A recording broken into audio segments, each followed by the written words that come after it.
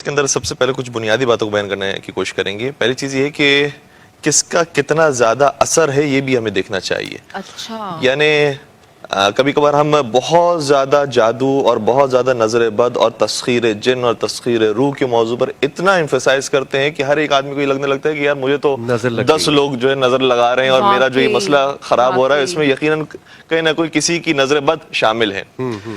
حالانکہ اگر ایسا ہوتا تو پھر امریکہ، یورپ، آسٹریلیا وہاں پر کبھی بھی ترقی نہیں ہو پاتی اگر انہی چیزوں کی وجہ سے تنزلی کا شکار ہوتا ہے انسان. کیونکہ ہر کوئی ان کو بھی نظر بد لگا رہا ہوتا ہے اور وہ فوراً سے فلاپ کر جاتے ہیں. جتنا ہمارے ممالک میں یہاں پہ اس سائٹ پہ ہم بات پہ آپ کو ہر دیوار پہ یہ لگا ہوگا کہ وہ جنات کو قابو کرنے کا جو ہے وہ قابو کرنے کا طریقہ یہ فلاں بابا کے پاس جائیے اور فلاں نمبر جو ہے وہ دیا ہوا ہوتا ہے. بنگالی کا نام تو سرفرست ہے. تو اور کیا تقدیر سے آگے کی چیز ہے؟ میں یہ پوچھ رہا ہوں جب اللہ رب العزت نے آپ کی قسمت میں وہ گاڑی وہ گھر رکھ دیا ہے بہت اچھی بات تو کیا یہ تقدیر سے بھی کچھ آگے کا کھیل ہے؟ یہی ہم تھوڑے سے مرحلے کو تھوڑا سا اپنے عوام کو بھی بیان کرنے کی کوشش کریں گے. دیکھیں سب سے پہلی چیز یہ ہے کہ خدا نے انسان کو اختیار دیا ہے بہت ساری چیزوں میں. اب میں بات کر رہا ہوں تو میں اپنے اختیار سے بات کر رہا ہوں, کوئی کسی نے فورس نہیں کیا مجھے کہ آپ یہی جملہ ادا کریں. اور اس کا ذکر قرآن کریم کے اندر آیا کہ انا ہدیناہ السبیل اما شاکرا و اما کفورا. ہم نے ہدایت کا راستہ بیان کر دیا, اب تمہاری مرضی ہے کہ شکر گزار بندے بنو یا تمہاری مرضی ہے کہ کفران نعمت کرو. تو مرضی ہے انسان کے پاس, سب سے پہلا یہ مرحلہ آتا ہے. اگر میں آگ جلاؤں گا تو یقیناً وہ گرم ہوگی, اگر میں برف کے پاس جاؤں گا تو یقیناً وہ ٹھنڈی ہوگی. یہ کچھ علمی اور سائنسی جو باتیں ہیں وہ تو ہر جگہ پر فیکٹ ہیں. یہ سب سے پہلا ایک دائرہ بنتا ہے. اس کے بعد ایک اور دوسرا دائرہ بنتا ہے کہ جو ہم کہہ سکتے ہیں کہ جنات کا دائرہ ہے یا جادو کا دائرہ ہے یا شیطانی قوتوں کا دائرہ ہے. اور وہ دائرہ ایسا نہیں کہ 24 گھنٹے اثر انداز ہو رہا ہوتا ہے, کبھی شاذ و نادر کسی کے ساتھ کوئی ایسا واقعہ پیش آ رہا ہوتا ہے.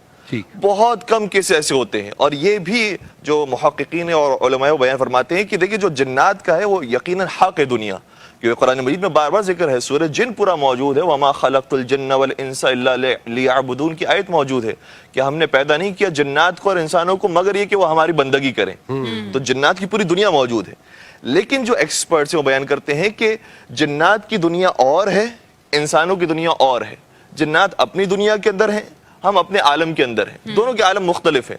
لیکن ایک درمیان میں جو شیلڈ موجود ہے, اگر ہم نے اس شیلڈ کو کراس کیا اور جنات کو اپنے مسائل حل کرنے کے لیے کسی وجہ سے بلایا, مدد کے لیے بلایا, تو جب ہم نے ایک مرتبہ دروازہ کھول دیا ان کے لیے, تو جو اس فیلڈ کے اندر جا چکے وہ کہتے ہیں کہ یہ گویا ایسے ہی کہ جیسے آپ نے شیر کا دروازہ کھول دیا.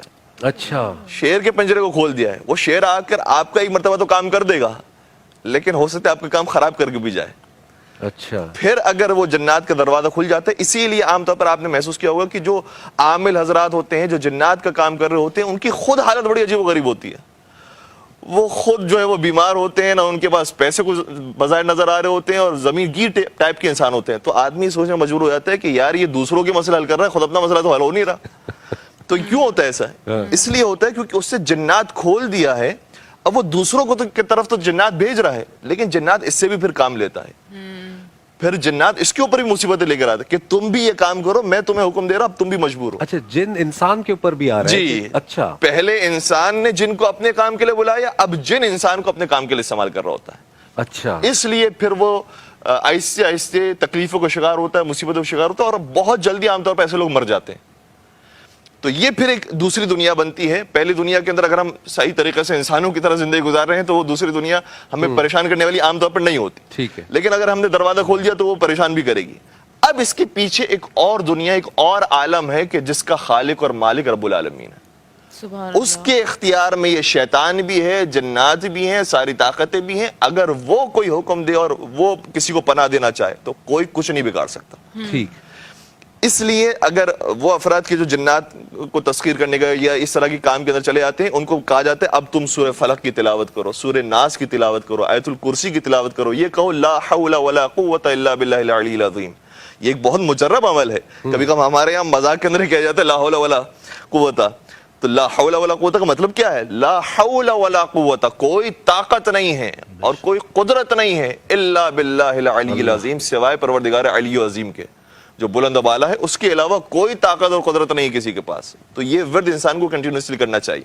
اس طریقے سے آیت اللہ بہجت ایک بہت بڑے عارف ہیں، ان سے کسی نے جب سوال کیا کہ جب جنات آئے تو ہمیں کیا کرنا چاہیے، انہوں نے کہا کہ آپ فجر کی نماز کے لیے جب اٹھتے ہیں تو آذان بلند آواز سے دیں، بلند آواز سے آذان دیں تاکہ جو شیطانی قوتیں ہیں وہ دور ہو جائیں. صحیح. پھر اپنی نماز فجر تو ویسے بھی بلند آواز سے پڑھنا ہمارے یہاں ضروری ہے، نماز فجر کو بلند آواز سے پڑھا جائے. پھر اس کے بعد اول وقت میں نماز پڑھنا یہ بہتر ہے، اول وقت میں نماز پڑھی جائے. پھر روزانہ 50 آیے کریمہ کی آیے قرآن کی تلاوت اپنے کنٹینیوسلی معمول کے اندر لے کر آ جائیں. پھر اپنے ساتھ ہمیشہ قرآن مجید رکھیں، چاہے چھوٹا ہو لیکن اپنے ساتھ رکھیں ہمیشہ، تاکہ جتنی بھی شیطانی طاقتیں ہیں اس سے آپ ہمیشہ دور محفوظ ہو رہیں. جائے.